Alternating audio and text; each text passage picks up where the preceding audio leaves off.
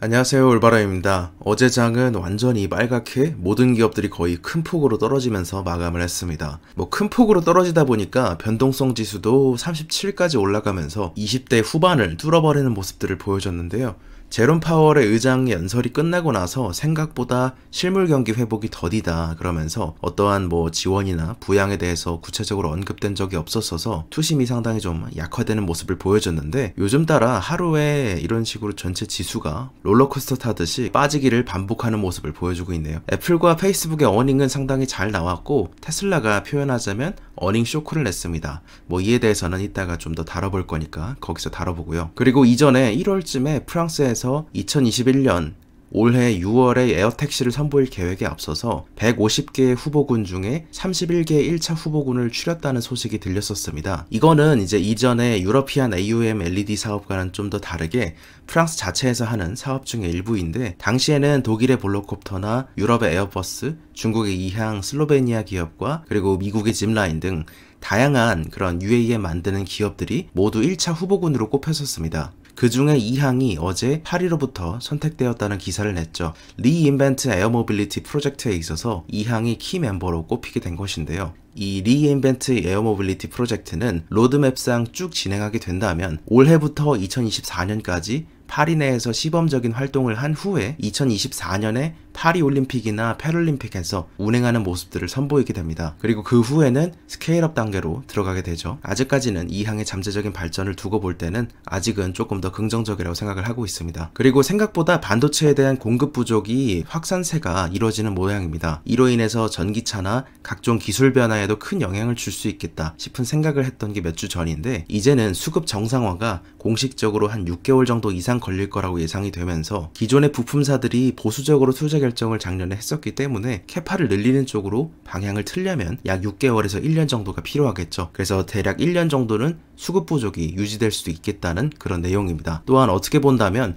3년 이상 이어질 가능성도 있다는 내용에 있어서 부품 생산업체들의 가격 상승도 동반될 수 있음을 확인할 수 있겠죠. 그리고 이제는 테슬라의 어닝콜에 대해서 다뤄보죠. 일단 첫 번째로 중요한 건 워낙에 지금 한 27페이지가량이 남아있기 때문에 이제 빠르게 넘어갈 텐데, 일단 첫 번째로 중요한 거는 저는 재무요약상 탄소 배출권 크레딧을 빼고 계산했을 때 오토모티브 사업부의 총 마진율이 어떻게 되었냐가 중요합니다. 그 결과를 보면 이렇죠. 순수하게 차를 팔아서 나온 총 마진을 계산하는 과정입니다. 2019년 4분기에는 20.86%였고 작년 1분기에는 20.02%였으며 2분기는 18.71%, 3분기는 23.67%였기에 이번에는 24% 이상이 나오거나 23% 정도를 지켜주기를 바랬던 것이 한간의 기대였습니다. 그렇지만 실제로는 그렇지 못했고, 이에 대해서는 20.67%가 크레딧을 뺀 가격의 마진이 나왔습니다. 주요 요인으로는 모델 3의 가격 인하와 모델 S 등 대폭의 가격 인하에 따른 것으로 해석되고,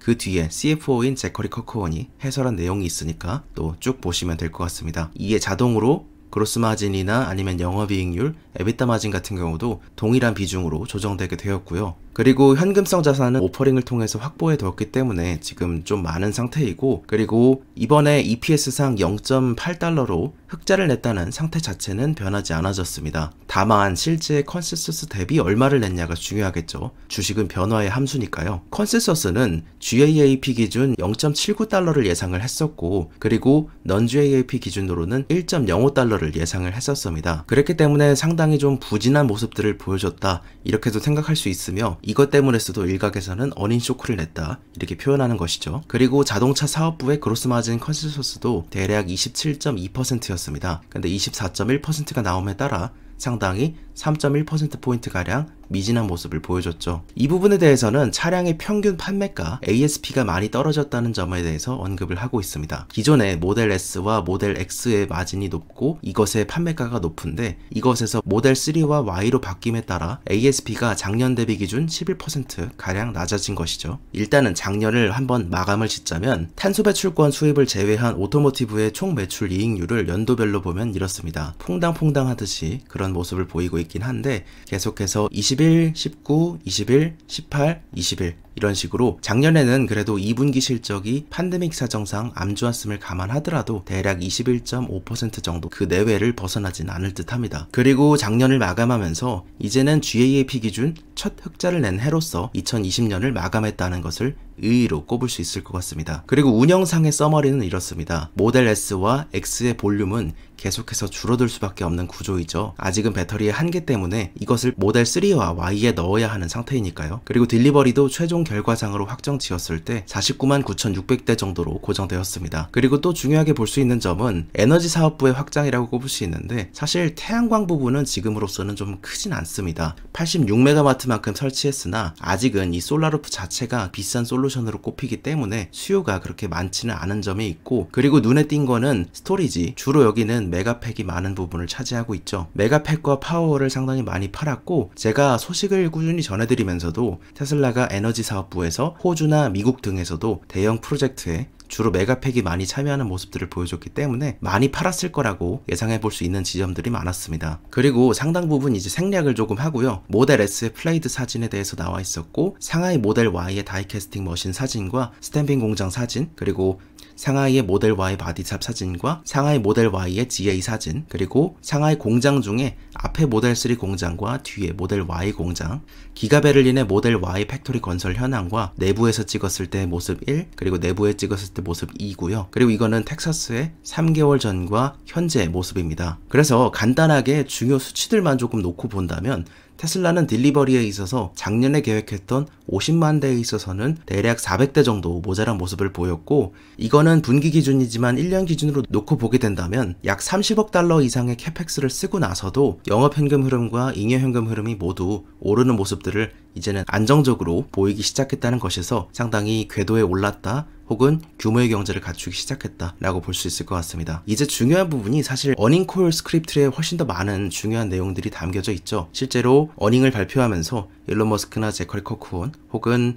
앤드류 같이 상당히 그 분야의 책임자들이 기관 투자자나 소매 투자자에 응답해주는 시간입니다. 어닝콜 스크립트 중 리프레시 모델 S와 X에 대해서 말한 부분은 이렇습니다. 뉴 모델 S와 X에 대해서 생산은 현재 하고 있고, 그리고 배송은 다음 달인 2월부터 시작할 거라는 점, 그리고 시기상 약간 모델 S가 조금 더 빠르고 X는 조금은 더 늦게 딜리버리 될 예정입니다. 그리고 모델 S 플레이드도 마찬가지죠. 그리고 바로 FSD 베타에 대해서 넘어가 보죠. 거의 1000명에 가까운 사람이 지금 베타를 하고 있는 상황입니다. 그런 점에서 지금 굉장히 빠르게 개선되고 있다는 점을 강조하면서 한 번도 가보지 않은 도로를 갔더라도 그러더라도 훨씬 더 이제는 개입 없이도 드라이브할 수 있음을 얘기하고 있습니다. 그래서 일론 머스크는 2021년 올해에는 FSD가 스스로 운전할 수 있는 시기가 완전히 올 수 있을 거다, 이런 식으로 전망을 하고 있는 상태인데요. 만약에 로보택시의 역할을 할 수 있게 된다면 차량은 쉴 새 없이 움직일 수 있겠죠. 그렇기 때문에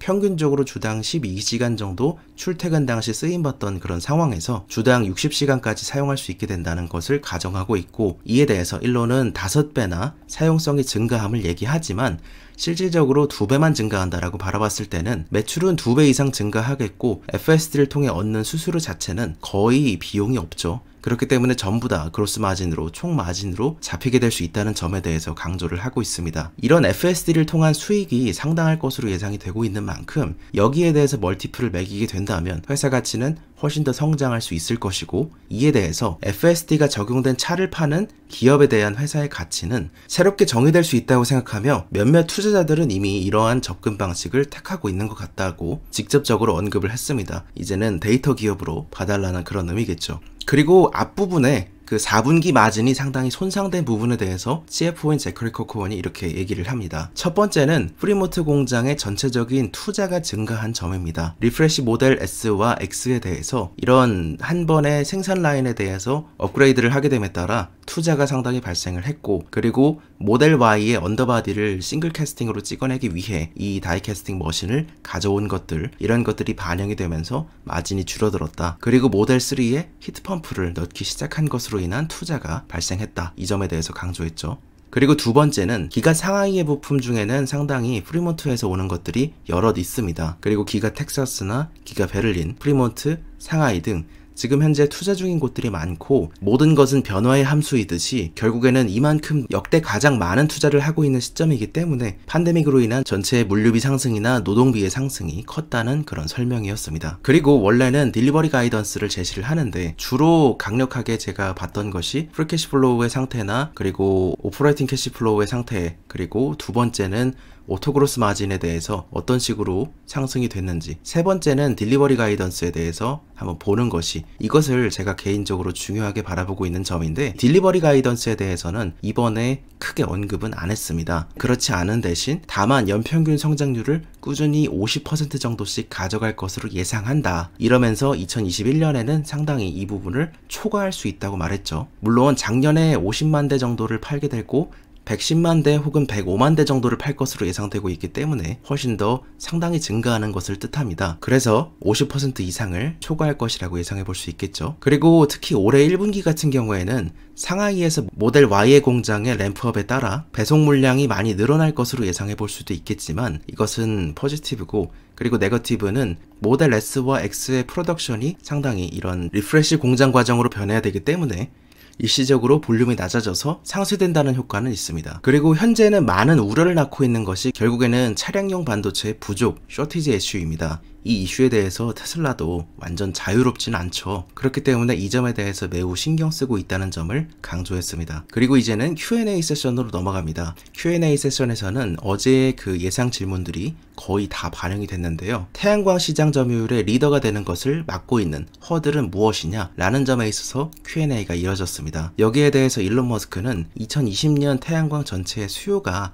많이 늘었고, 그러나 우리가 지금까지는 2018년쯤부터 계속해서 모델 3의 생산이나 모델 Y 이런 쪽에 집중을 했었기 때문에 그런 지금은 관심을 많이 기울이지 못했었는데, 이제는 태양광 쪽으로도 노력과 관심을 기울인 덕에 태양광 분야의 마켓 리더로서 발돋움할 수 있겠다, 이런 자신감을 내비쳤습니다. 그러나 개인적으로는 사실 여기에 구체적인 수치가 없기 때문에 개인적으로 한번 생각해보자면, 기간 뉴욕이 램프업되고 어떤 그런 전체적인 변화가 있지 않는다면 사실 올해의 태양광 수익은, 스토리지 분야의 수익은 크겠지만 솔라루프 그렇게 막 드라마틱하게 엄청나게 성장할 것을 기대하기는 어렵겠죠. 다만 전체적으로 계속해서 우상향하는 모습들을 그려주기만 한다고 해도 지금보다 훨씬 더 나은 모습이 될 겁니다. 그리고 FSD 이전에 대한 부분이 나왔습니다. FSD 이전이란 부분은 한마디로 내가 샀던 FSD를 다른 차로 옮길 수 있느냐, 이것에 대한 얘기였는데요. 일론은 그에 대해서는 고려하고 있지 않다고 언급했습니다. 그리고 조만간 FSD 구동 모델이 업데이트 될 것임을 얘기했죠. 대략 2월이나 혹은 3월쯤에 말이죠. 그리고 이제 Q&A 세션 중에 이 부분에 대해서 언급을 했는데요. 맥스웰을 인수함에 따라서 인수했던 기술 중 하나인 건식 전구 코팅은 잘 되고 있는가, 배터리데이 이후에 팔로우업에 대한 니즈였습니다.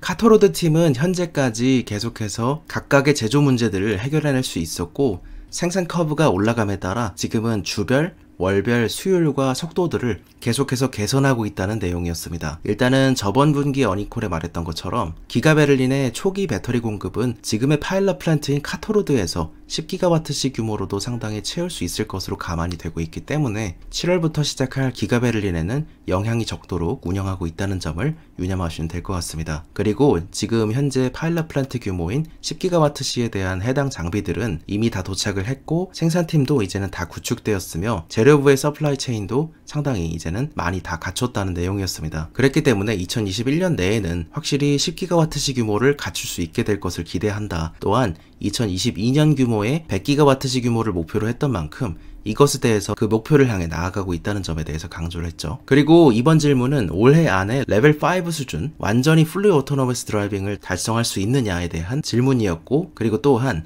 왜 도조 슈퍼컴퓨터 없이도 그것은 가능한지에 대한 답변이었습니다. 일단 달성할 수 있느냐에 대해서는 예스였습니다. 그리고 계속해서 희귀사례, 코너 케이스를 발굴해 나갈 과정을 꽤나 거칠 것임을 암시를 하고 있죠. 일단은 테슬라의 목표 자체가 인간보다는 나은 정도의 자율주행을 만드는 것입니다. 물론 인간보다 뭐 조금 낫냐 이건 아니겠죠. 하지만 이전에 2017년인가요? 그때 테드에서 일론 머스크가 자율주행에 대해서 얘기했던 부분에 대해 영상으로 같이 봤던 부분이 있었죠. 그 내용 중에 자율주행은 결코 완벽할 수가 없다, 이런 내용에 대해서 있었습니다. 그러므로 인간보다 더 나은 모델을 만드는 부분에 있어서 애초에 완벽해질 수가 없는 모델이고, 이는 다른 모델들도 사실 거의 마찬가지이죠. 그렇기 때문에 실패율에 대한 합의가 상당히 중요해질 예정입니다. 그리고 도조와 소프트웨어 2.0의 만남이라는 건 결국에는 비디오 레이블링에서 포텐이 올라오게 되는 것인데, 기존에는 각각의 8개의 카메라별로 훈련하던 프로세스를 이제는 비디오화 시켜서 프레임 단위로 같이 훈련을 하다 보니까 예측률이나 판단률이 훨씬 더 좋아지고 있는 현상을 겪고 있음에 대해서 얘기했습니다. 그랬기 때문에 퍼포먼스가 상당히 좋아지고 있다는 부분이고, 물론 완전하게 궁극적인 목표는 오토 레이블링이겠죠. 완전히 자동화된 레이블링 시스템일 겁니다. 예를 들자면 제가 작년 10월 7일날 말씀드렸던 내용을 다시 한번 가져와 보게 되면, 종래에는 레이블링 작업이 없더라도 이런 플린 레이블링 자체를 굉장히 자동화되게 작동하는 것을 목표로 하고 있는 것을 알 수 있습니다. 이거는 오토 레이블링 시스템으로 2019년 안드레 카파시가 오토노머스 데이에서 말했던 것 중에 하나이죠. 결국에는 지금의 지도 학습 개념에서 훨씬 더 비지도 학습으로 가게 되고, 비지도 학습 중에서도 자기 지도 학습의 수준으로 가게 됨에 따라 자신이 인풋 단계에서 레이블링을 만들어내는 단계로 향하고 있는 것입니다. 지금도 사람이 모든 작업을 다 하고 있진 않지만, 예를 들어서 99%를 컴퓨터가 하고 있다는 내용을 이제는 99.999% 이 9를 늘려나가는 그러한 과정이죠. 도조는 뉴럴넷 훈련용 슈퍼컴퓨터입니다. 때문에 뉴럴넷 훈련용 슈퍼컴퓨터라는 점은 결국에는 테슬라의 비디오화된 레이블링 데이터에 맞는 전용 슈퍼컴퓨터를 갖춘다는 것이고, 이런 레이블링 작업을 조금 더 빠르게 해주고 전체의 뉴럴넷 신경망을 한 번 더 업데이트 시키는 과정을 조금 더 빠르게 속도를 더해주는 과정입니다. 이는 작년에 마찬가지로 같은 영상이었죠. 10월 7일 말씀드렸던 내용과도 연관되는 것이지만, 동기화된 프레임 속도로 작용하는 8개의 서라운드 카메라가 있고, 그들은 기본적으로 각각의 카메라마다 뉴럴넷 훈련을 위해 레이블링 작업을 했어야 했지만, 이제는 소프트웨어 2.0 그리고 이전에 설명드렸던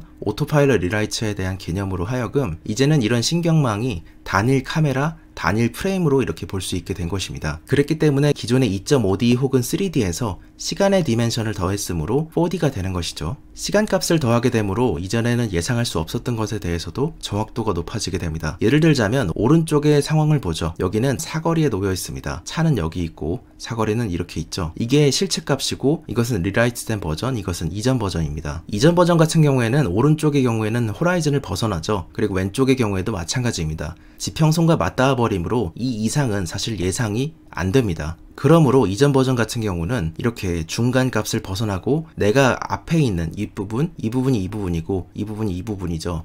그래서 이 앞부분까지를 벗어나게 되면 2, 3m를 벗어나게 되는 순간 예측값이 거의 형편없어지는 수준에 도달합니다. 그렇지만 이제는 새로운 뉴럴넷을 장착하게 된 후부터는 거의 왼쪽의 실측 데이터와 중간에 리라이트된 버전이 비슷하게 되는 부분들을 확인할 수 있습니다. 이전에는 카메라 하나하나마다 보게 된 것을 퓨전시키는 과정을 겪는 것이고, 이것이 이제 하이드러넷이라고 표현이 되죠. 말이야 쉽지만 2018년부터 안드레 카파시가 이끄는 뉴럴넷 팀이 해당 과정을 상당히 오랫동안 겪었음을 생각해 본다면, 그 덕에 FSD 베타의 성능이 이전보다 훨씬 더 다른 레벨로 도약했음을 많은 영상에서도 확인하실 수 있을 거라고 생각합니다. 일단은 상당히 길어지기 때문에 오늘 투자의 생각은 여기서 마칩니다. 오늘은 아주 핵심별로 가볍게 정리해본 테슬라의 4분기 어닝콜 자료였습니다. 그리고 여기에는 나와 있지 않지만 일단 먼저 말씀을 드리자면, 테슬라는 여전히 배터리 셀의 공급 문제 때문에 더 많은 사이버 트럭 혹은 더 많은 테슬라 세미 트럭을 생산하는데 한계를 겪고 있다고 다시 한번 언급했습니다. 그렇기 때문에 지금으로서는 배터리 생산 규모와 원자재 조달 규모가 상당히 중요한 시기를 당분간